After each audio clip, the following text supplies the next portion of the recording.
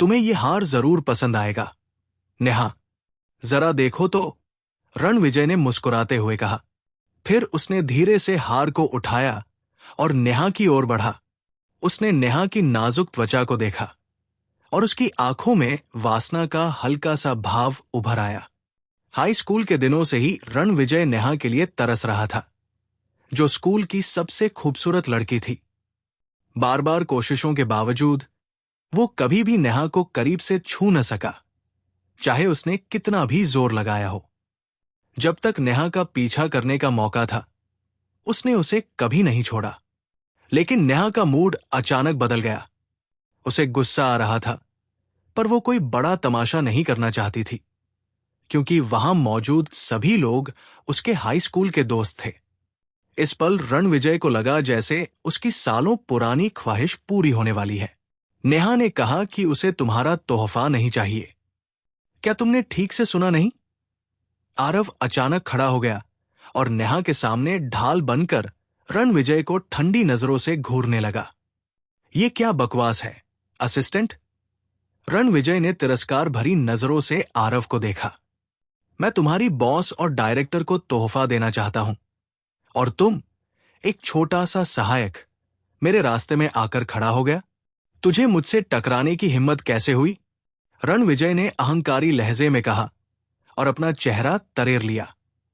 तुझे क्या लगता है तू कौन है?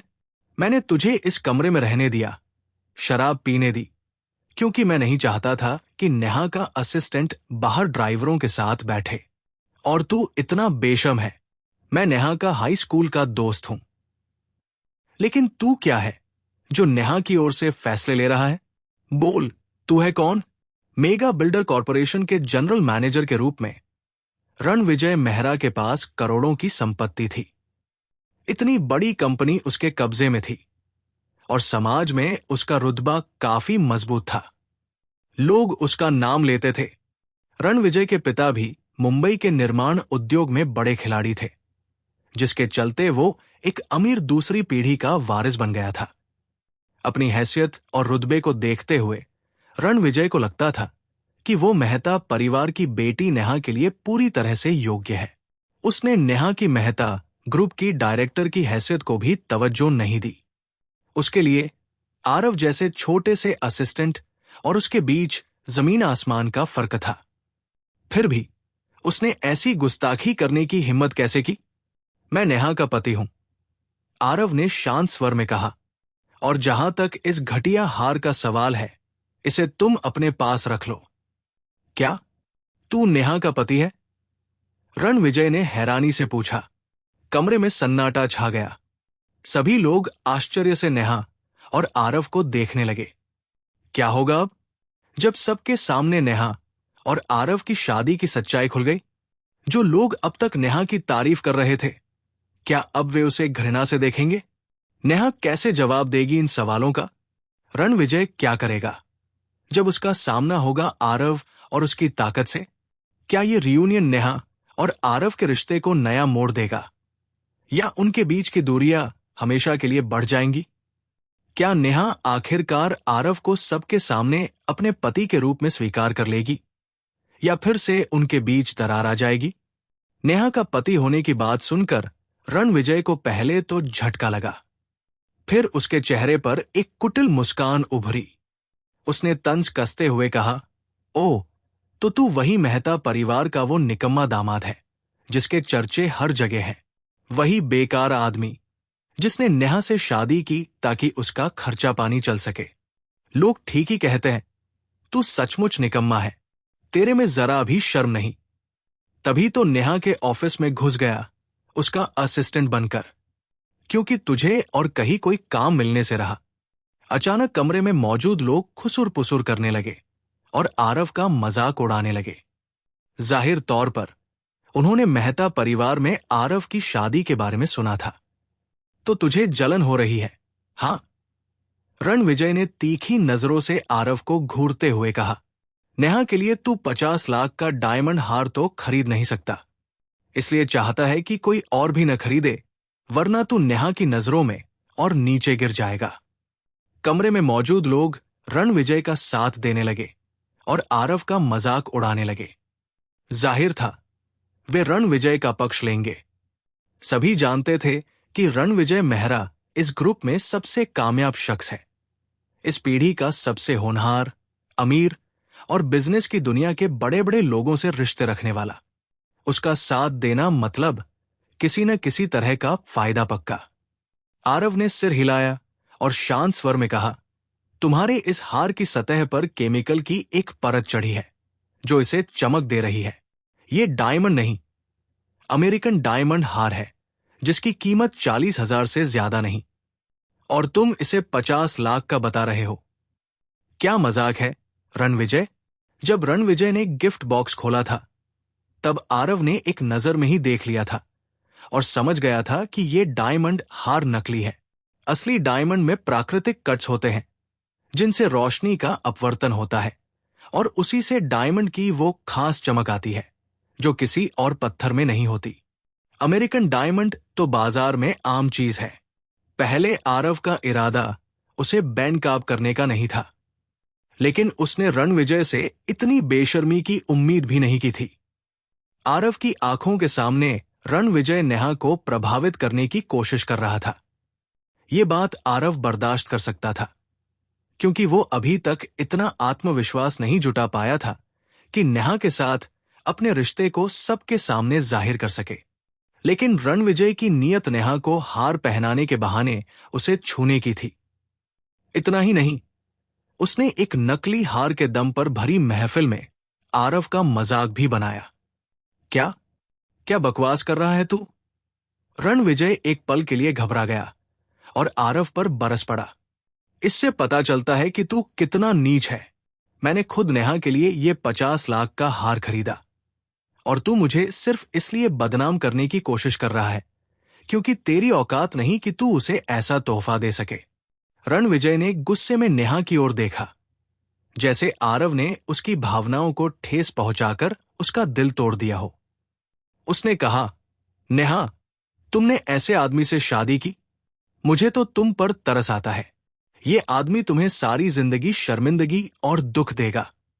बिल्कुल ठीक कहा रणविजय, एक औरत ने चिल्लाकर कहा। शर्म आनी चाहिए तुझे आरव। तू इतना गिरा हुआ है कि रणविजय जैसे शख्स पर झूठा इल्जाम लगाकर उसे बदनाम करना चाहता है, सिर्फ इसलिए कि तू उससे मुकाबला नहीं कर सकता। हां, रणविजय की शान और रुतबे को देखते हुए क्या हम ये कह सकते हैं कि वो 50 लाख का डायमंड हार नहीं खरीद सकता? मुझे तो पहले से पता था कि आरव एक हारा हुआ इंसान है, लेकिन इतना घटिया भी है, ये आज पता चला। एक और शख्स ने ताना मारा, मानो वो रणविजय का वफादार चमचा हो। आरव, अब नेहा को और शर्मिंदा मत कर, प्रीति ने घृणा भरे चेहरे के साथ कहा।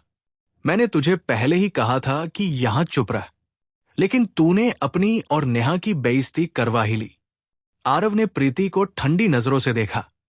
प्रीति ने आरव को सबक सिखाने की योजना बनाई थी, लेकिन उसकी पैनी नजर देखकर उसने चुप रहने में ही भलाई समझी। आरव का व्यक्तित्व और हाव भाव कुछ अलग ही थे। जानने के लिए सुनते रहिए स्टोरी FM टून्स पर। वीडियो को लाइक करें और चैनल को सब्सक्राइब करना न भूलें। तभी अचानक कमरे का दरवाजा खटखटाने की आवाज आई।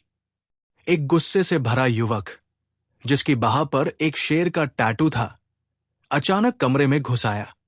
वो एक दुबले पतले लड़के को अपनी मुट्ठी में जकड़े हुए था।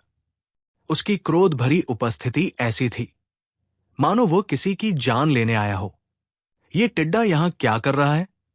उस खतरनाक आदमी ने चिल्लाकर कहा। इस हरामखोर ने नशे में मेरे चेहरे पर शराब का गिलास उड़ेल दिया। इससे पहले कि मेरे हाथों किसी का खून हो जाए, बताओ इस टिड्डे को यहां कौन लाया है? ये किसका जान पहचान वाला है? कमरे में एक पल के लिए सन्नाटा छा गया। जिस दुबले पतले लड़के को पीटा गया था वो उन सहपाठियों में से एक था जो इस रियूनियन पार्टी में आए थे। उसने भी आरव का मजाक उड़ाने में रणविजय का साथ दिया था। रणविजय ने एक सूखी खांसी के साथ कहा, उसे छोड़ दो। तेरे कहने पर छोड़ दूं? क्यों? तू है कौन? उस गुस्सैल आदमी ने रणविजय को खौफनाक नजरों से घूरते हुए पूछा, बोल, तू कौन है? तेरा बाप? रणविजय ने चिल्लाकर कहा, Ranvijay Mehra, mega builder corporation का मालिक। इस ब्लू स्टार केटीवी को मेरी कंपनी ने रिनोवेट किया है। क्या होगा अब? क्या रणविजय का रुतबा उसे इस मुसीबत से बचा पाएगा? क्या आरव की सच्चाई सामने लाकर वो नेहा को प्रभावित कर पाएगा? क्या इस रियूनियन में कोई नया राज खुलेगा? क्या नेहा और आरव का रिश्ता इस तूफान को झेल पाएगा? आगे की कहानी जानने के लिए सुनते रहिए ताज की साजिश, सिर्फ स्टोरी FM टून्स पर। मैं इसके मालिक को भी अच्छी तरह जानता हूं। 2 कौड़ी के गुंडे, फिर भी मेरे सामने खड़े होने की हिम्मत है तुझमें? रणविजय ने अहंकार भरे लहजे में कहा। Ranvijay Mehra, mega builder corporation का मालिक। वो गुंडा बस जवाबी हमले के लिए तैयार था, लेकिन एक पल के लिए ठिठक गया। फिर उसने अपने गुस्से को दबाया और कमरे से बाहर निकलते हुए चेतावनी दी, देखता हूं तुझे, रुक। थैंक यू रणविजय भाई, कमाल हो आप। जैसे ही आपने अपना नाम बताया, उस गुंडे का चेहरा देखने लायक था। गजब, एक लड़के ने चापलूसी भरे अंदाज में कहा। इसलिए तो लोग रणविजय भाई जैसा बनना चाहते हैं। कमरे में मौजूद लोग रणविजय की तारीफ में जुट गए। रणविजय एक राजा की तरह सोफे पर वापस बैठ गया और अपने सिगार का एक लंबा कश लिया। चूंकि वो अंडरवर्ल्ड के कई लोगों से रिश्ते रखता था, उसने इस तरह के गुंडों को कई बार सबक सिखाया था और उसे कभी कोई परेशानी नहीं हुई। इस बार भी उसे कोई चिंता नहीं थी, बल्कि वो गुंडा उसके लिए एक अच्छा मौका साबित हुआ, क्योंकि उसे नेहा के सामने अपनी ताकत दिखाने का मौका मिल गया। रणविजय ने अभिमानी अंदाज में कहा, ऐसे छोटे मोटे लोग मेरे सामने बस उन पर रौब झाड़ सकते हैं जो मुझसे कमजोर है। मैं ऐसे ही उनकी औकात दिखाता हूं, जैसे अभी उस गुंडे को दिखाई। यही फर्क है मुझमें और कुछ लोगों में। बिल्कुल, रणविजय भाई कमजोर लोगों की मदद करते हैं, लेकिन कुछ लोग जो खुद कमजोर हैं, दूसरों को नीचा दिखाने की गंदी हरकत करते हैं। एक लड़की ने आरव की ओर इशारा करते हुए तंज कसा। जब वो गुंडा अंदर आया, तब तो किसी की बोलने की हिम्मत नहीं हुई। रणविजय ने मुस्कुराते हुए कहा, हाँ, तुम मजाक कर रही हो, है ना? मेरे ख्याल से यहां सिर्फ एक ही शख्स है जिसके बारे में तुम बात कर रही हो। वो है ये आरव शर्मा। उसने नेहा की ओर देखकर ताना मारा। नेहा, तुमने देखा? क्या तुम्हें लगता है कि ऐसी हालत में तुम्हारा पति तुम्हारी रक्षा कर पाएगा? तभी एक दमदार आवाज गूंजी, कौन है रणविजय मेहरा, जो सबका बाप बन रहा है? कमरे के बाहर से चीख पुकार मच गई। अचानक एक शख्स, जिसके चेहरे पर एक लंबा निशान था, 7-8 गुंडों के साथ कमरे में घुस आया। उनके हाथों में लोहे की रॉड, चेन और हॉकी स्टिक थी। निशान वाले शख्स के बगल में वही गुंडा था जिसे रणविजय ने थप्पड़ मारा था। तुम में से किसने मेरे भाई पर हाथ उठाने की हिम्मत की? वो भी मेरे, यानी ब्लैक टाइगर के इलाके में? निशान वाले शख्स ने सिगरेट मुंह में दबाकर ठंडे लेकिन धमकी भरे अंदाज में पूछा। उन खतरनाक गुंडों को देखकर कमरे में मौजूद हर शख्स डर से सहम गया। Black tiger? रणविजय के चेहरे पर डर साफ झलक रहा था। ब्लैक टाइगर मुंबई के बांद्रा में एक कुख्यात नाम था, जिसके पास ब्लू स्टार केटीवी के शेयरों का हिस्सा था। नहीं टाइगर भाई, गलतफहमी हो गई, रणविजय ने घबराहट में कहा। मुझे नहीं पता था कि वो आपका भाई है। मैं विजय मेहरा का बेटा रणविजय मेहरा हूं। मेरी कंपनी मेगा बिल्डर कॉरपोरेशन इस जगह को रिनोवेट करती है। रणविजय ने कुछ गुंडों को सबक सिखाने की हिम्मत तो की थी, लेकिन ब्लैक टाइगर जैसे शख्स से टकराने की हिम्मत उसमें कभी नहीं थी। उसके पास पैसा और रसूख दोनों थे, जिसकी रणविजय कल्पना भी नहीं कर सकता था। उसके सामने वो कुछ भी नहीं था, इसलिए उसने बचाव में अपने पिता का नाम लिया, विजय मेहरा। ब्लैक टाइगर ने भौहें चढ़ाई और अपने बगल में खड़े गुंडे से पूछा, ये नाम सुना हुआ लगता है। ओए रॉकी, क्या ये वही छोटा मालिक है जो कल रात मेरे साथ डिनर पर था? हाँ, टाइगर भाई, वही विजय मेहरा। तो मेरे पापा के खातिर मुझे माफ कर दो, टाइगर भाई। इस मामले को भूल जाओ। मैं बाद में आपके लिए कुछ महंगी विस्की का इंतजाम करूंगा। रणविजय ने राहत महसूस करते हुए कहा, यह जानकर कि उसके पिता का ब्लैक टाइगर से कोई रिश्ता था। तेरे पिता के खातिर? ब्लैक टाइगर ने तिरस्कार भरी हंसी हंसी। तू नहीं जानता, तेरा बाप मेरे सामने क्या है? एक कुत्ता जो मेरे लिए काम करता है, मेरे जूतों के तलवे चाटता है। मैंने तो सोचा था कि तू कोई बड़ा साहबजादा है। अब पता चला तू कचरे से निकला वो पिल्ला है जो अपने बाप के नाम पर बड़े बड़े सपने देखता है। खूनी धंधा है तेरा। ब्लैक टाइगर ने रणविजय का मजाक उड़ाया। फिर अचानक एक के बाद एक जोरदार थप्पड़ों की आवाजें गूंजने लगी। सबने चौंक कर देखा तो ब्लैक टाइगर फुर्ती से रणविजय के पास पहुंच चुका था और उसके चेहरे पर 4-5 तगड़े थप्पड़ जड़ दिए। रणविजय के चेहरे पर हथेली के लाल निशान पड़ गए। ब्लैक टाइगर ने अपने भाई को इशारा किया और चिल्लाया, इसे नीचे से पकड़ और मारते रहो। इतना मारो कि होश खो दे, फिर होश में लाने के लिए इसे समुद्र में फेंक देंगे। ब्लैक टाइगर ने सिगरेट का धुआं उड़ाते हुए बेपरवाह अंदाज में कहा। 2 मोटे गुंडों ने रणविजय को मेज पर जोर से दबा दिया। वो लड़का जिसकी बाह पर शेर का टैटू था और जिसे रणविजय ने थप्पड़ मारा था, उसका चेहरा गुस्से से लाल हो गया। उसने हाथ उठाया और रणविजय के दोनों गालों पर बिना रुके थप्पड़ों की बारिश शुरू कर दी। दर्द से करहाते हुए रणविजय चिल्लाया, टाइगर भाई, थोड़ी रहम करो। इस पार्टी में मेहता परिवार की बेटी है, कम से कम मेहता परिवार के नाम पर मुझे छोड़ दो। रणविजय ने नेहा का जिक्र करते हुए ब्लैक टाइगर से रहम की भीख मांगी। मेहता परिवार की बेटी? ब्लैक टाइगर ने भौहें चढ़ाई और पहली बार रणविजय से नजर हटाकर हॉल में मौजूद बाकी लोगों पर गड़ा दी। डर से सहमे लोग नजरें चुराने लगे। सिर्फ नेहा और आरव ही थे जो अब भी ब्लैक टाइगर को देख रहे थे। नेहा, तुम मेहता ग्रुप की चीफ डायरेक्टर हो, तुम्हारी बात का कुछ तो वजन होगा। रणविजय को बचाने के लिए कुछ कहो। कुछ सहपाठियों ने नेहा को मनाने की कोशिश की। नेहा को चुप देखकर प्रीति ने ब्लैक टाइगर की ओर देखकर गिड़गिड़ाते हुए कहा, यह नेहा मेहता है, मेहता ग्रुप की चीफ डायरेक्टर और उस परिवार की बेटी। रणविजय हमारा दोस्त है, प्लीज उसे माफ कर दीजिए। उसके लिए नहीं तो मेहता परिवार के लिए ही सही, कृपया इस मामले को यही खत्म कर दीजिए। इस्त, वो भी मेहता परिवार की? ब्लैक टाइगर ने मजाकिया मुस्कान के साथ कहा, अच्छा मजाक है। क्या तुम लोगों को नहीं पता कि इस परिवार की औकात क्या है?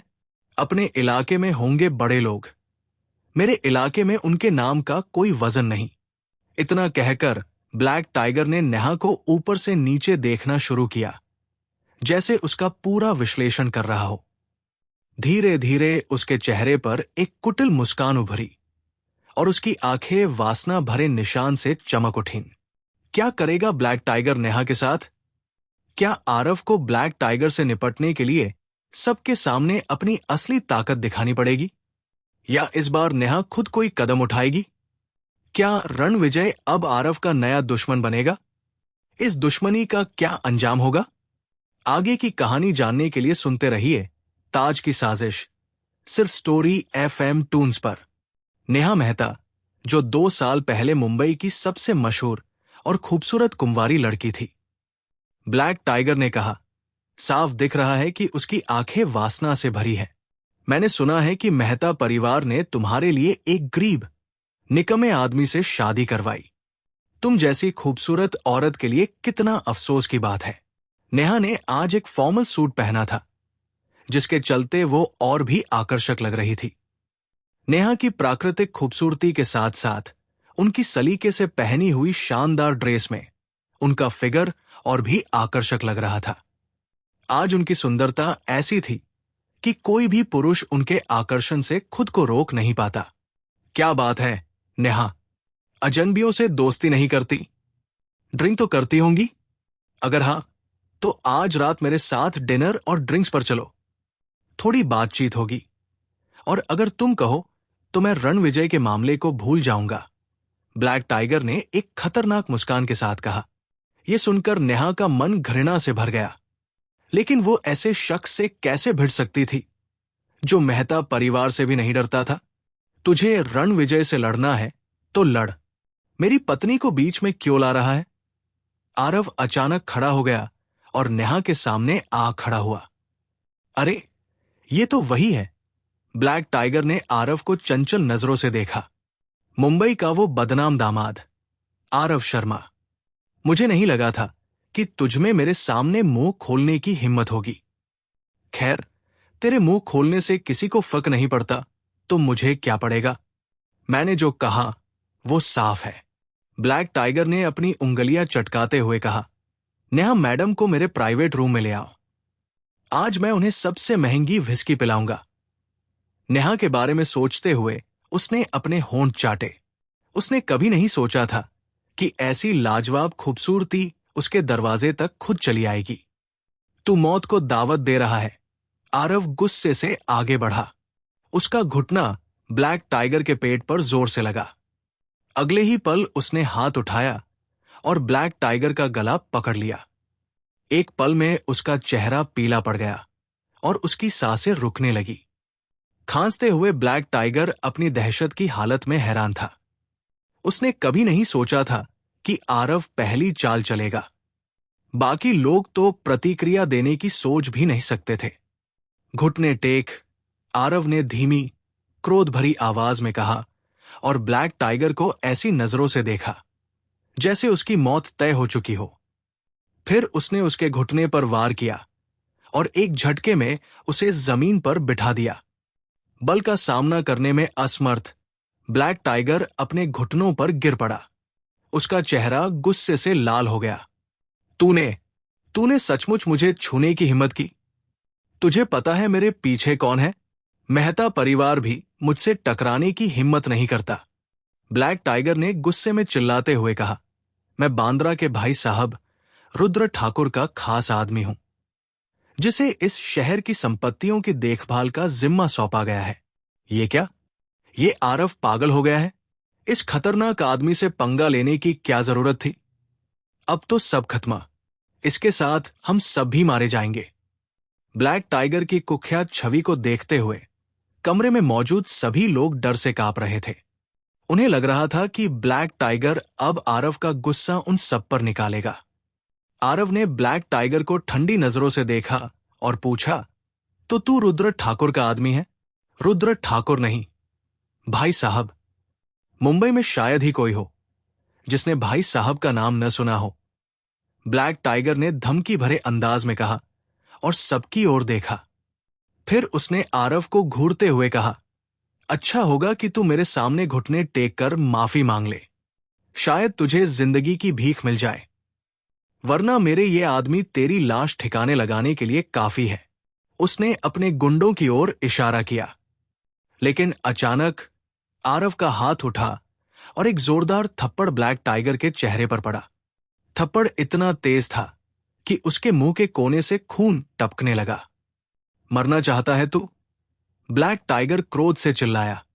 रुद्र ठाकुर का नाम लेने के बाद भी उसने नहीं सोचा था कि आरव उसे थप्पड़ मार देगा। टाइगर भाई को छोड़ दे, वरना तू इस बिल्डिंग से जिंदा नहीं निकलेगा। ब्लैक टाइगर के भाई और कुछ गुंडों ने आरव को निशाना बनाकर अपनी लोहे की छड़ें और हॉकी स्टिक्स उठा ली। हिम्मत है तो आगे बढ़कर दिखाओ। आरव ने एक हाथ से ब्लैक टाइगर का गला पकड़े हुए साफ कहा। रुको, कोई हिलेगा नहीं। ब्लैक टाइगर आरव की दमघोंटू पकड़ में तड़प रहा था।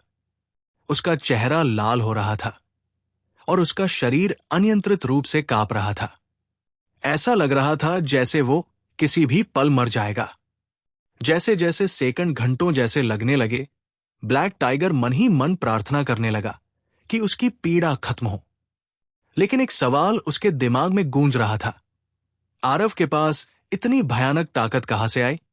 एक साधारण सा इंसान ब्लैक टाइगर जैसे खतरनाक और तगड़े आदमी को कैसे रुई के खिलौने की तरह दबोच सकता है? ब्लैक टाइगर सालों से अंडरवर्ल्ड में था। उसे क्रूर लड़ाका माना जाता था। जिससे कई लोग थरथर कांपते थे। लेकिन इस पल वो सिर्फ ये सोच रहा था कि ये सब खत्म होने तक उसे और कितना सहना पड़ेगा। अरे आरव शर्मा, तुझे समझ भी आ रहा है कि तू क्या कर रहा है? तुझे लगता है तू हम सबसे लड़ लेगा? मैंने भाई साहब को फोन कर दिया है, उनके आने की देर है। मेहता परिवार का बाप रमेश मेहता भी तुझे नहीं बचा पाएगा। ब्लैक टाइगर के भाई ने चिल्लाकर धमकी दी। ये क्या? अब कोई भी यहां से जिंदा नहीं निकलेगा। इस आरव ने हमें भी अपने साथ ले डूबा। कमरे में मौजूद नेहा के सहपाठी रुद्र ठाकुर के नाम से घबरा गए। बचने का कोई रास्ता न देखकर वे सिर्फ आरव को दोष दे सकते थे। रुद्र ठाकुर मुंबई का कुख्यात डॉन था, जिससे इलाके में हर कोई डरता था। मुंबई में एक कहावत थी, ऐसा कुछ भी नहीं जो रुद्र ठाकुर संभाल न सके। ऐसे खतरनाक शख्स से टकराने का जोखिम कोई कैसे उठा सकता था? आरव ने सिर हिलाया और मुस्कुराते हुए पूछा, क्या रुद्र ठाकुर सचमुच इतना ताकतवर है? तू रुद्र ठाकुर को नहीं जानता और उनके आदमी से पंगा ले रहा है? इतना बेवकूफ कैसे हो सकता है तू? ब्लैक टाइगर के भाई ने चिल्लाया। तूने जिस पर हाथ उठाया उसे नहीं जानता, जिसके लिए वो काम करता है उसे भी नहीं जानता, बस यूं ही पंगा ले लिया। अब तुझे भगवान भी नहीं बचा सकता। इन शब्दों के साथ कमरे के सभी लोग हैरान रह गए। वे आरव को तिरस्कार और गुस्से से देखने लगे। पहले उन्हें लगा था कि आरव में सचमुच ब्लैक टाइगर को मारने की हिम्मत और ताकत है, लेकिन अब उन्हें लग रहा था कि वो सिर्फ एक मूर्ख है जो एक राजा और रंग के बीच के फर्क को नहीं समझता। क्या बात है आरव, तू निडर तो है लेकिन एक नंबर का नासमझ भी, रणविजय ने ठंडे स्वर में कहा। वो ब्लैक टाइगर के पक्ष में ऐसे बोल रहा था जैसे वो उसका सगा भाई हो। कमरे में मौजूद हर कोई डर से कांप रहा था और अपनी मौत का इंतजार कर रहा था।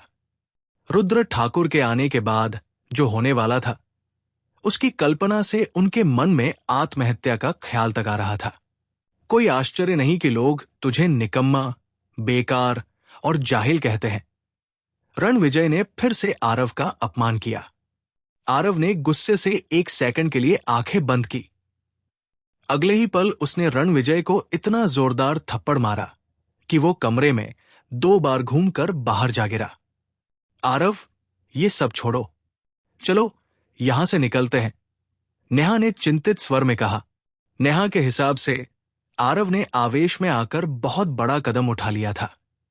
परिणामों की परवाह किए बिना उसने ब्लैक टाइगर को धमकी दी और उसे घुटने टेकने पर मजबूर कर दिया, जिससे वो उसका दुश्मन बन गया। हिंसा से कभी कोई हल नहीं निकलता, ये सिर्फ और समस्याएं पैदा करती है। अब जब हालात इस हद तक बिगड़ गए थे, नेहा भी कुछ नहीं कर सकती थी। हालांकि वो मदद नहीं कर सकती थी, लेकिन आज आरव ने उसके दिल को छू लिया था। आखिरकार उसने अपनी जान की परवाह न करते हुए उसकी हिफाजत की थी।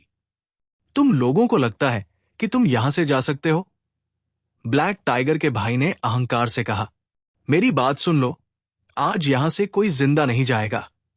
बिना एक शब्द बोले आरव ने अपनी पूरी ताकत से उस आदमी को लात मारी और उसे कमरे से बाहर उड़ा दिया। फिर वो पलटा और नेहा की आंखों में देखा। उसका चेहरा शांत और तनाव मुक्त था। नेहा, सब ठीक हो जाएगा। ये छोटी सी समस्या है, तुम बस कुछ मिनट मेरे लिए रुको, मैं इसे सुलझा कर आता हूं, आरव ने उज्जवल मुस्कान के साथ कहा। इन शब्दों के बाद आरव ने ब्लैक टाइगर को कमरे से बाहर खींच लिया, जैसे कोई बलि के बकरे को काटने के लिए ले जा रहा हो। नेहा कुछ कहना चाहती थी, लेकिन वो सिर्फ आरव की परछाई को कमरे से बाहर जाते देख पाई और चुप रह गई। कमरे के बाहर शानदार सजावट वाली लॉबी में ब्लैक टाइगर और रणविजय आज्ञाकारी रूप से जमीन पर घुटने टेके हुए थे। उनके चेहरे असंतोष से भरे थे। वे खड़े होना चाहते थे, लेकिन आरव की किक से उनके घुटने अस्थायी रूप से घायल हो चुके थे। उनके पैरों में ताकत बची ही नहीं थी। दूसरी ओर आरव अपनी पीठ के पीछे हाथ बांधे सीधा खड़ा था। उसकी अभिव्यक्ति शांत और गंभीर थी। कुछ दूरी पर ब्लैक टाइगर के आदमी आरव को घूर रहे थे, ये सुनिश्चित करने के लिए कि उनके बॉस को कोई नुकसान न हो। लेकिन उसे रोकने की हिम्मत उनमें से किसी में नहीं थी। वह सिर्फ रुद्र ठाकुर के आने का इंतजार कर रहे थे। उनके हिसाब से आरव भले ही ताकतवर हो, लेकिन रुद्र ठाकुर के सामने वो टिक नहीं पाएगा। करीब 3 मिनट तक गतिरोध बना रहा। तभी एक दर्जन सूटधारी मोटे आदमी व्यवस्थित ढंग से लॉबी में आए। उनके बीच एक पतला अधेड़ उम्र का शख्स था, जो नीला सूट और गले में तुलसी की माला पहने हुए था। भाई साहब, आप आ गए। इस आदमी से मेरा बदला लीजिए, ब्लैक टाइगर ने अपने गुरु को देखकर चिल्लाया। लेकिन इस गुरु शिष्य के भावनात्मक प्रदर्शन के बावजूद रुद्र ठाकुर का ध्यान कहीं और था। वो ब्लैक टाइगर की ओर देख भी नहीं रहा था। उसकी नजरें अविश्वास से उस शख्स पर टिकी थी, जो हाथ पीठ के पीछे बांधे, सिर ऊंचा किए, सीना ताने उसके सामने खड़ा था। रुद्र ठाकुर की आंखें सिकुड़ गई और उसके माथे से ठंडे पसीने की बूंदें टपकने लगी। मास्टर आरव, क्या करेगा रुद्र ठाकुर? क्या वो आरव के सामने घुटने टेकेगा जैसे ब्लैक टाइगर ने किए, या वो आरव का नया दुश्मन बनेगा? क्या आज नेहा को आरव की असली ताकत का पता चलेगा? आगे की कहानी जानने के लिए सुनते रहिए ताज की साजिश, सिर्फ स्टोरी FM टून्स पर। प्रिय दर्शकों, आप सभी से एक विनम्र निवेदन है, मेरी कहानी में यदि कोई भी त्रुटि नजर आए तो कृपया कमेंट में जरूर बताइए, ताकि मैं उसे तुरंत सुधार सकूं। आपका हर सुझाव मेरे लिए बहुत कीमती है। नमस्कार दोस्तों, रुद्र भाई, यही वो लड़का है जिसके बारे में मैंने बताया था।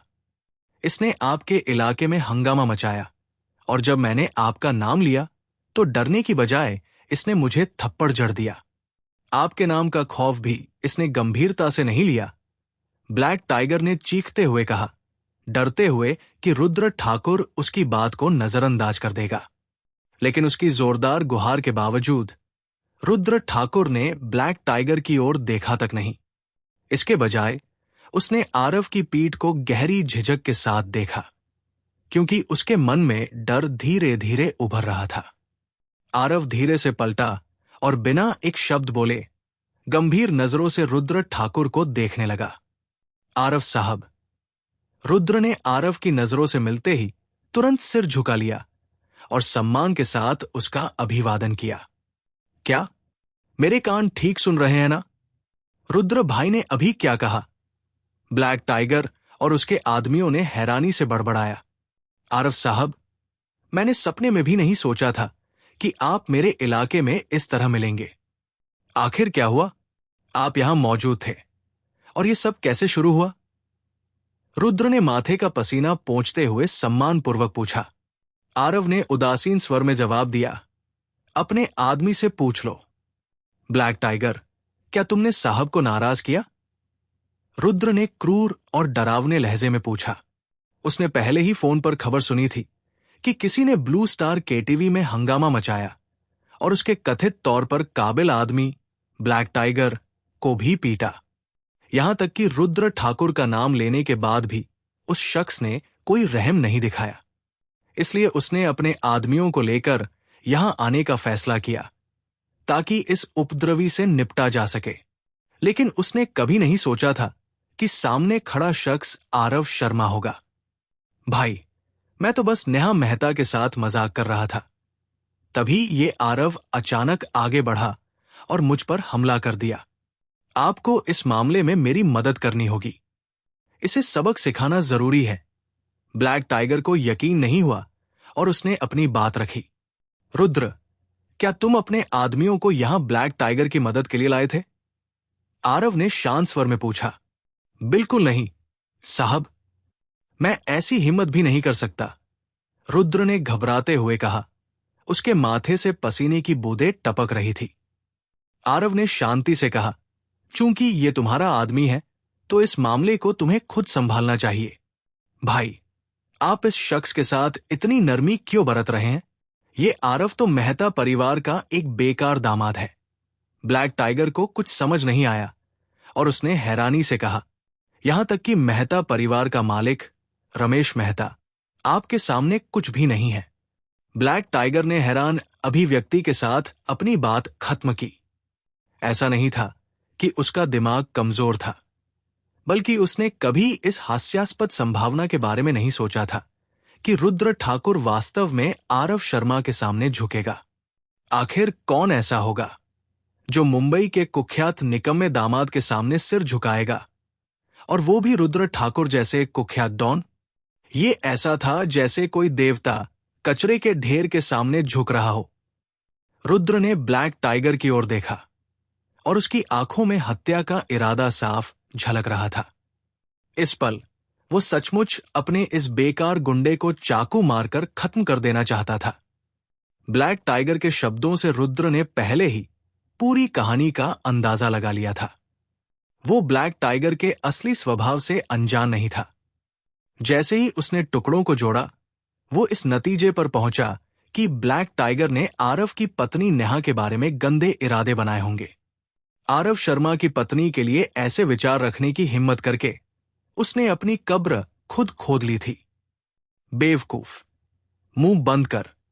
उस पल रुद्र ने ब्लैक टाइगर के चेहरे को जमीन पर दबाने के लिए अपने जूते का इस्तेमाल करने से पहले उसके चेहरे पर जोरदार लात मारी। भाई, मैं। ब्लैक टाइगर हकला उठा। उसकी आंखें शिकायत से भरी थी। वो सचमुच समझ नहीं पा रहा था कि आखिर हो क्या रहा है। चुप, एक शब्द और बोला तो तेरे हाथ पैर काटकर गली के कुत्तों को परोस दूंगा। रुद्र जोर से चिल्लाया। उसका चेहरा गुस्से से लाल हो गया। मुझे वो स्टील की छड़ दो, मैं खुद इस कमीने को सबक सिखाऊंगा, रुद्र ने गहरी आवाज में कहा और अपने अंगरक्षक से स्टील की छड़ ले ली। आज रात तुम सबने आरव साहब को नाराज किया है। अब घुटने टेककर साहब को प्रणाम करो और माफी मांगो। रुद्र ने ब्लैक टाइगर के आदमियों पर स्टील की छड़ लहराते हुए इशारा किया। बिना किसी झिझक के सभी ने घुटने टेक दिए और आरव के सामने सिर झुका लिया। यह दृश्य उन्हें पूरी तरह स्तब्ध और भ्रमित कर गया था। इन गुंडों के नजरिए से रुद्र ठाकुर मुंबई में उनके गॉडफादर जैसा था। रणविजय, जो पहले से ही जमीन पर घुटनों के बल बैठा था, अविश्वास से जमीन की ओर देखने लगा, सोचते हुए कि उसने आखिर क्या गलती की। रुद्र की ठंडी नजरों के दबाव में उसने भी आरव को प्रणाम किया और दया की भीख मांगी। आरव साहब, कृपया मुझे माफ करें। मैं गलत था। मैं इतना अंधा था कि आप जैसे शख्स को नाराज कर बैठा। रणविजय डरपों की तरह रो पड़ा, ये सोचकर कि उसने पहले कैसे आरव का मजाक उड़ाया था। उसे लगा जैसे उसकी आत्मा उसके शरीर से निकलने वाली हो। पहले उसने सोचा था कि घर लौटने के बाद वो अपने पिता की ताकत का इस्तेमाल करके आरव से बदला लेगा, लेकिन अब बदले की सारी उम्मीदें खत्म हो चुकी थी। उसे एहसास हो गया था कि उसके और आरव की ताकत में जमीन आसमान का फर्क था। 5 मिनट बाद आरव आखिरकार ब्लू स्टार केटीवी के कमरे में लौट आया। रणविजय अपने आधे लंगड़े हाथ को खींचते हुए पीछे से आज्ञाकारी ढंग से कमरे में घुसा। आरव, क्या हो रहा है? क्या रुद्र ठाकुर आया था? नेहा ने चिंतित स्वर में पूछा। आरव ने मुस्कुराते हुए कहा, चिंता मत करो, सब कुछ सुलझ गया है। नेहा, चलो घर चलते हैं। सब कुछ सुलझ गया? नेहा ने जिज्ञासु नजरों से पूछा, लेकिन उसने मामले को और नहीं कुरेदा। आरव ने कमरे में मौजूद बाकी लोगों की परवाह किए बिना नेहा के साथ बाहर निकल गया। रणविजय, तुम्हारे हाथ को क्या हुआ? कमरे में मौजूद एक शख्स ने रणविजय के हाथ की हालत देखकर हैरानी से पूछा। रणविजय ने मजबूरी में मुस्कुराते हुए जवाब दिया, मैंने गलती से अपना हाथ मरोड़ लिया। रणविजय, ये आरव बहुत घमंडी है। उसने तुम्हें मारने की हिम्मत की और बिना तुम्हें सलाम किए चला गया। क्या तुम उसे सबक सिखाने का कोई तरीका नहीं ढूंढोगे? क्या तुम अब भी नेहा के साथ जिंदगी बनाना चाहोगे? एक लड़की ने संदेह भरे लहजे में पूछा। तुम्हें पता भी है कि तुम क्या बोल रही हो? सबक? बदला नेहा के साथ जिंदगी? रणविजय ने गहरी आवाज में चेतावनी दी। अगर किसी ने आगे से ऐसी बकवास की तो मुझसे उसका कोई लेना देना नहीं होगा। रणविजय, क्या रुद्र ठाकुर सचमुच आया था? बाहर आखिर हुआ क्या? कमरे में मौजूद लोगों ने उत्सुकता से पूछा। मामले की जड़ में जाने की जरूरत नहीं। मुझे नहीं पता कि क्या हुआ, रणविजय ने जटिल भावों के साथ बाहर जाते आरव को देखते हुए कहा। वो कहना चाहता था कि असल समस्या ये थी कि उसमें हिम्मत ही नहीं थी। आखिरकार कुख्यात रुद्र ठाकुर ने आरव को साहब कहकर बुलाया था। आखिर क्या चल रहा था? दूसरी ओर आरव और नेहा ब्लू स्टार केटीवी से बाहर निकले और कार में बैठ गए। रजत ने कार स्टार्ट की और उसे बांद्रा की ओर मोड़ दिया। कार की पिछली सीट पर नेहा ने गंभीरता से पूछा, आरव, तुमने आखिर ब्लैक टाइगर को कैसे हराया? तुमने उसके साथ क्या किया? अब ये मत कहना कि तुमने उसे अपनी मुक्केबाजी से धराशायी कर दिया। आरव ने हंसते हुए जवाब दिया, सचमुच मैंने उसे अपनी मुक्कों से ही सबक सिखाया। अगर तुम्हें नहीं बताना कि वहां क्या हुआ तो मत बताओ, लेकिन ऐसे बहाने मत बनाओ, नेहा ने नाराजगी भरे लहजे में कहा और सिर दूसरी ओर घुमा लिया। हालांकि वो वास्तव में उत्सुक थी, फिर भी वो और सवाल नहीं करना चाहती थी। आखिरकार उसने अभी तक खुद को पूरी तरह से आरव की पत्नी के रूप में स्वीकार नहीं किया था। अगले कुछ दिनों में नेहा ने मेहता ग्रुप के ऑफिस में खुद को काम में झोंक दिया और क्राउन ज्वेल प्रोजेक्ट का विश्लेषण किया। आरव भी हमेशा की तरह कंपनी में नेहा के साथ काम करता रहा।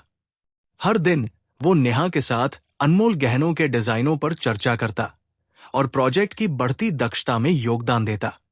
ऐसे ही 3 दिन बीत गए। अगले दिन बहुप्रतीक्षित आभूषण प्रदर्शनी का दिन था।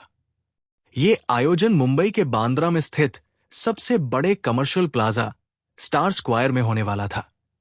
यह व्यावसायिक कार्यक्रम इतना महत्वपूर्ण था कि मेहता ग्रुप ने प्रमुख आभूषण कंपनियों और उद्योग के दिग्गजों को आमंत्रित किया था। लेकिन इस दिन आरव ऑफिस में नहीं रुका। इसके बजाय वो सुबह सुबह शहर के एक real estate office ocean properties की ओर निकल गया। सर, 1 मिनट रुकिए, बात तो सुनिए। सेल्समैन ने आरव से कार्ड लेते हुए पुकारा, लेकिन वो दंग रह गया। ये क्या नाटक कर रहे हैं? क्या आपको सचमुच लगता है कि आप कोई मालिक हैं? अगर सिर्फ एक बैंक कार्ड फेंककर 3.5 करोड़ का घर खरीदा जा सकता है, तो इस दुनिया में बैंक कार्ड किसके पास नहीं है? सेल्समैन ने तिरस्कार भरे लहजे में शिकायत की। लेकिन जब उसने कार्ड को ध्यान से देखा तो वो सन्न रह गया। ये सोने से जड़ा हुआ ब्लैक गोल्ड डेबिट कार्ड था, जिसे मुंबई फाइनेंस बैंक ने अपने वीआईपी ग्राहकों के लिए खास तौर पर बनवाया था। ये नहीं हो सकता। क्या ये सचमुच एमएफबी का ब्लैक गोल्ड डेबिट कार्ड है? सेल्समैन ने अविश्वास में बड़बड़ाया। इतने सालों से इस इंडस्ट्री में काम करने के कारण वो इस खास कार्ड के बारे में जानता था। यह कार्ड उन ग्राहकों के लिए था जिनके पास करोड़ों की संपत्ति थी, और ये उनकी हैसियत का प्रतीक था। मुंबई और आसपास के इलाकों में जिनके पास ये कार्ड था, वे खरीदारी के दौरान वीआईपी ट्रीटमेंट पाते थे। सेल्समैन आरव को रोकने की कोशिश में तेजी से नीचे भागा, लेकिन आरव पहले ही जा चुका था। सीढ़ियों से उतरकर आरव ने रिहायशी इलाके के प्रवेश द्वार पर एक टैक्सी रोकी और सीधे प्रीशियस मेहता टॉवर्स की ओर निकल गया। टैक्सी ड्राइवर ने जैसे ही गाड़ी स्टार्ट की, आरव का फोन फिर बजा। नमस्ते मिस्टर आरव। सर, मेरा नाम रोहन वर्मा है। मैं पहले आपके साथ किए गए बर्ताव के लिए दिल से माफी मांगता हूं। कृपया मेरे गलत व्यवहार को माफ करें, सेल्समैन ने डर भरे स्वर में कहा। वो समझ गया था कि आरव जैसे बड़े ग्राहक की शिकायत उसके बॉस तक पहुंचने पर उसकी नौकरी खतरे में पड़ सकती थी।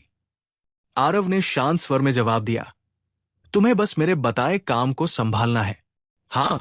हाँ सर, मैं तुरंत सब कुछ संभालूंगा। मैं वादा करता हूं कि आज ही सारी औपचारिकताएं पूरी कर दूंगा। मुझे दूसरा मौका देने के लिए शुक्रिया, मिस्टर आरव। सेल्समैन ने राहत की सांस लेते हुए कहा। आरव ने फोन काटा और तुरंत दूसरी कॉल आई। ये करण मेहता की थी। डायरेक्टर आरव, मैं अपनी नाकामी के लिए माफी मांगता हूं।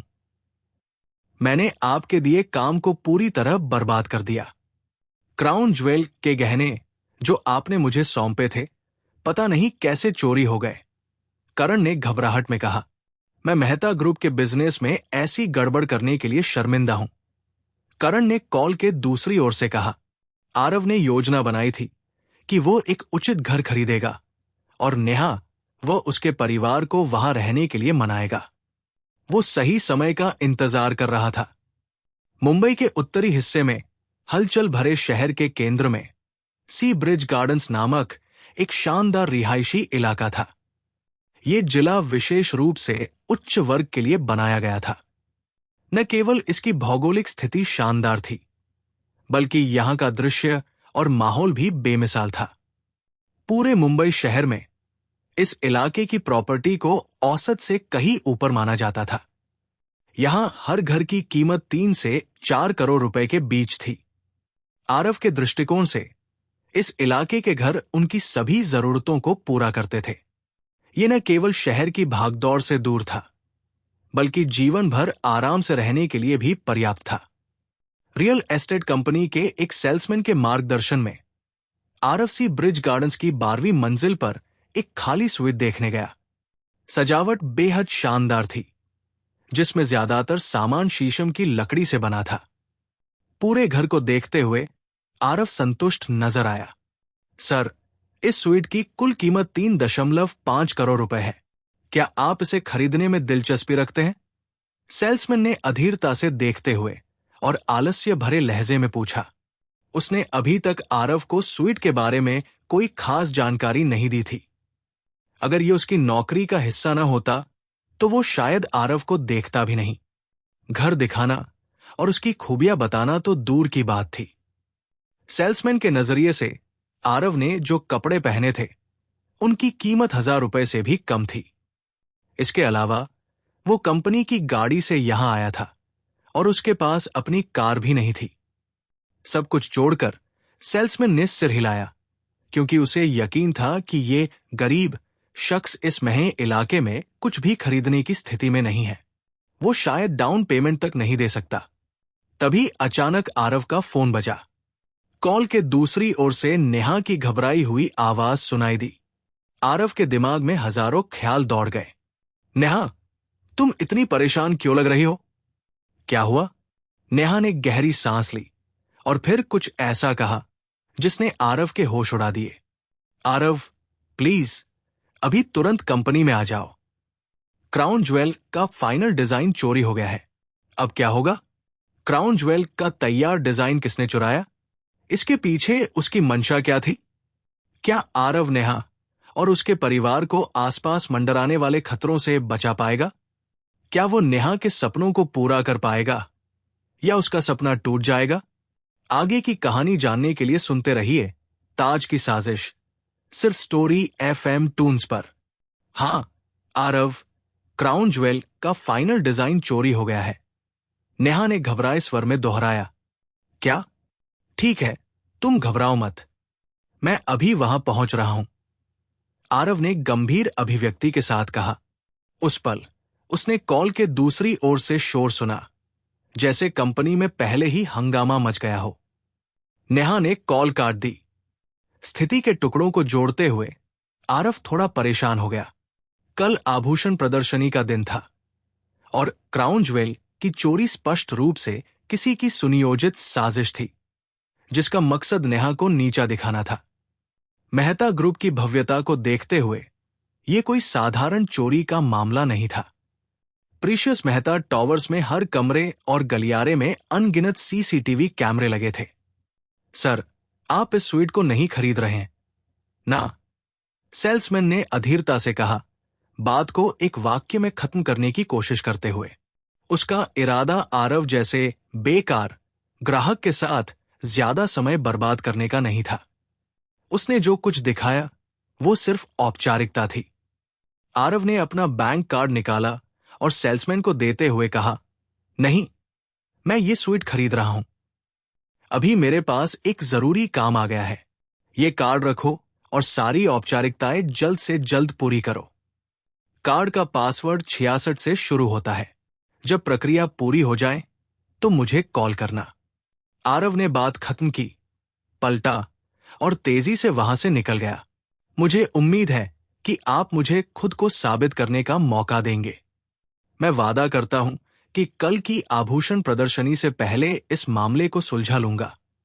करण ने घबराहट भरे स्वर में कहा। इस अप्रत्याशित घटना से पूरी तरह हिल गया।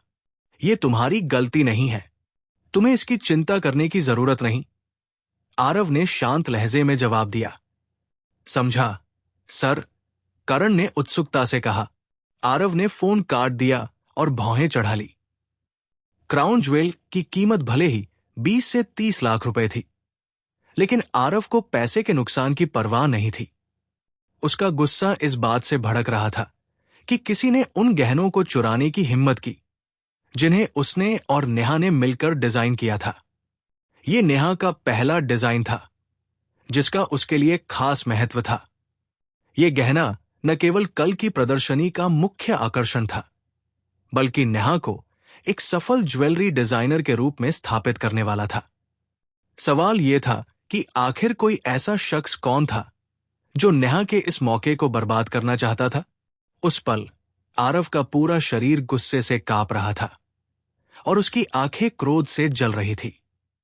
10 मिनट बाद टैक्सी आखिरकार प्रीशियस मेहता टॉवर्स पहुंची और आरव सीधे 26वीं मंजिल पर गया। ऑफिस में 20 से ज्यादा वरिष्ठ अधिकारी जोर जोर से बहस कर रहे थे। उनके चेहरे गुस्से से लाल थे। नेहा मेहता, इस बारे में तुम्हारा क्या कहना है? तुम इस प्रोजेक्ट की इंचार्ज हो। कल रात आने के बाद यह प्रोडक्ट कैसे गायब हो गया? कल आभूषण प्रदर्शनी है। कंपनी ने क्राउन ज्वेल को प्रचारित करने के लिए पहले ही लाखों रुपए खर्च किए हैं। अब जब फाइनल प्रोडक्ट चोरी हो गया है तो तुम इस स्थिति को कैसे संभालोगी? क्या तुम चाहती हो कि हमारी कंपनी इस हरकत की वजह से हंसी का पात्र बन जाए? मुझे तो लगता है तुमने किसी बाहरी शख्स के साथ मिलकर ये चोरी करवाई है। आखिरकार इस गहने की कीमत लाखों में है। कंपनी के वरिष्ठ अधिकारियों ने नेहा को घूरते हुए बिना दया के जंगली अटकलें और आरोप लगाए। इन तीखे हमलों के तहत नेहा अपनी सीट पर बेबस बैठी थी, लाचार नजरों से सबको देख रही थी। अगर तुम्हारे पास सबूत नहीं है तो यह बकवास बंद करो। आरव ऑफिस में दाखिल हुआ और शांत लेकिन दृढ़ स्वर में बोला, अरे, ये तो वही निकम्मा दामाद आरव शर्मा है। मैंने तो सोचा था कि तुम अपने गुनाहों की सजा के डर से कहीं भाग गया। एक कठोर आवाज गूंजी और कमरे में मौजूद लोग चौंक गए। करण मेहता ने आरव को चंचल नजरों से देखा, जैसे वो अपनी बात से बेहद खुश हो। तुम कहना क्या चाहते हो? आरव ने करण से शांत लेकिन ठंडे लहजे में पूछा। करण ने चालाकी भरी मुस्कान के साथ कहा, तुम सहायक निदेशक हो जो हर दिन क्राउन ज्वेल के संपर्क में रहता था, और जब गहना गायब होता है तो तुम कंपनी में मौजूद नहीं थे। यह या तो बहुत बड़ा इत्तेफाक है या फिर हम सब यही मानते हैं कि इस चोरी में तुम्हारा हाथ है। बिल्कुल सही आरव, हमारे पास तुम पर शक करने की पूरी वजह है। तुम उन चुनिंदा लोगों में से हो जो क्राउन ज्वेल के सटीक स्थान को जानते थे। तुम कंपनी में नए कर्मचारी हो जिसकी कोई विश्वसनीयता नहीं, और ये गहना लाखों का था। मुझे डर है कि तुमने अपने लालच के आगे घुटने टेक दिए और उसे चुरा लिया। एक अन्य वरिष्ठ अधिकारी ने गुस्से से कहा। यह ऐसा था जैसे आरव ने वाकई क्राउन ज्वेल चुराया हो। मुझे तो पहले से शक था कि कुछ गड़बड़ है, करण ने गंभीर अभिव्यक्ति के साथ कहा। पिछली बार नेहा मेहता सिर्फ एक दिन ऑफिस में थी और उसने 90 लाख की कार खरीद ली। इससे साफ है कि उसने चोरी के गहनों को बेचकर वो कार खरीदी। जिस तरह वो पैसे उड़ा रही है, क्या कोई उसे इस महत्वपूर्ण प्रोजेक्ट के लिए उपयुक्त मान सकता है? क्या वो चुपके से धन इकट्ठा नहीं कर रही? पिछली बार मैंने फाइनेंस डिपार्टमेंट के मैनेजर से उसके खातों की जांच करने को कहा था, लेकिन टॉप मैनेजमेंट ने मेरी बात नहीं सुनी। अगर वे मेरी सलाह मानते और नेहा के लेन देन की जांच करते तो हमें कुछ संदिग्ध गतिविधियां जरूर मिलती। हम उसे बोर्ड को रिपोर्ट करते और निदेशक के पद से हटा देते। अगर ऐसा होता तो आज हमारी कंपनी को इस संकट का सामना न करना पड़ता। करण ने खेद भरे लहजे में कहा। हम इतने अंधे कैसे हो गए? नेहा मेहता, जो मार्केटिंग डिपार्टमेंट की एक छोटी सी कर्मचारी थी, अचानक निदेशक बन गई। उसने अपने लालच के आगे घुटने टेक दिए और गहने चुरा लिए। ये तो होना ही था। गरीबी से निकला कोई शख्स इतनी बड़ी जिम्मेदारी कैसे संभाल सकता है? हाँ, उसने अपनी संपत्ति बढ़ाने के लिए जरूर गहने चुराए। इस बार नेहा ने क्राउन ज्वेल की चोरी में बड़ी भूमिका निभाई होगी। करण के करीबी दोस्तों और वरिष्ठ अधिकारियों ने नेहा का मजाक उड़ाना शुरू किया, आग में घी डालते हुए और बेबुनियाद आरोप लगाते हुए। अब इस पर और क्या सोचना या बात करना? नेहा ने जरूर किसी बाहरी शख्स के साथ मिलकर ये चोरी करवाई। वो पैसे के लालच में डूब गई। आखिर उसे देखकर लाखों की चीज से कोई कैसे नहीं ललचाएगा? क्या तुम्हें लगता है कि एक दंपति जो कभी गरीब था इस तरह के प्रलोभन को झेल सकता है? करण ने एक जासूस की तरह बात की, कदम कदम पर अटकलें लगाते हुए। करण, बस करो। तुम झूठे आरोपों से मेरी इज्जत को मिट्टी में मिला रहे हो, नेहा ने गुस्से से कहा। आज ऑफिस पहुंचते ही नेहा को सबसे पहले पता चला कि तिजोरी से क्राउन ज्वेल गायब है। सदमे के बावजूद उसने तुरंत सीसीटीवी फुटेज चेक करने का समझदारी भरा फैसला लिया, लेकिन उसने पाया कि पिछले रात सभी कैमरे जानबूझकर बंद कर दिए गए थे। इसके अलावा बिजली के कमरे से तार भी कुछ देर के लिए काटे गए थे। यह साफ था कि किसी ने इस चोरी की पहले से योजना बनाई थी। लेकिन कौन? किसने क्राउन ज्वेल को चुराने की साजिश रची? क्या इस चोरी से नेहा का नाम मिट्टी में मिल जाएगा? क्या आरव इस कीचड़ को साफ कर पाएगा? क्या वह चोर को पकड़कर नेहा के सपने को बचा पाएगा, या वो हमेशा के लिए टूट जाएगा? आगे की कहानी जानने के लिए सुनते रहिए ताज की साजिश, सिर्फ स्टोरी FM टून्स पर। वास्तव में इस मामले को थाने में दर्ज करना चाहिए था। यह कोई छोटी मोटी चोरी नहीं थी। प्रीशियस मेहता टॉवर्स, जहां की सुरक्षा अभेद्य मानी जाती थी और जहां एक चींटी का घुसना भी मुश्किल था, वहां से लाखों का क्राउन ज्वेल चोरी हो गया। कंपनी के कुछ प्रबंधन सदस्यों, खासकर प्रिया मेहता और करण मेहता ने जोर देकर कहा कि बोर्ड को पुलिस को बुलाने देना चाहिए, लेकिन चेयरमैन रवि खन्ना ने किसी को भी ऐसा करने से रोक दिया।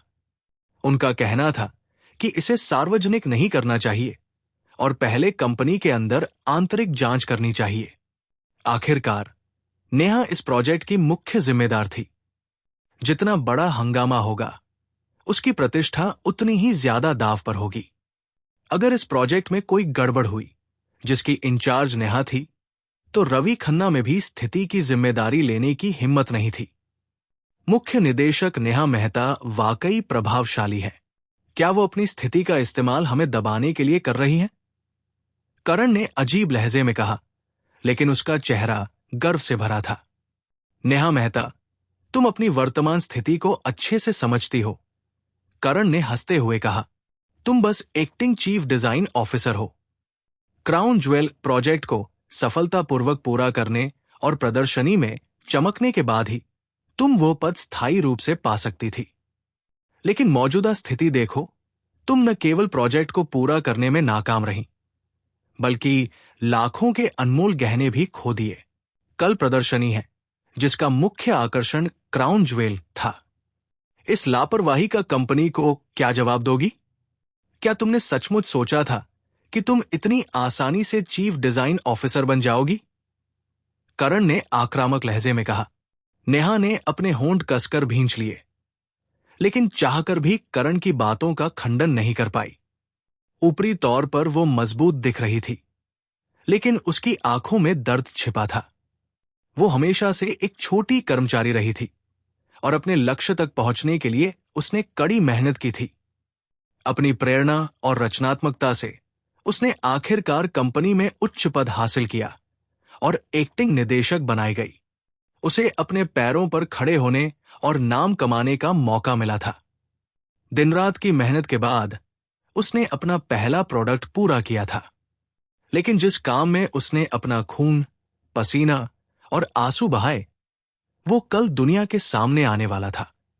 और ठीक पहले किसी ने उसे चुरा लिया।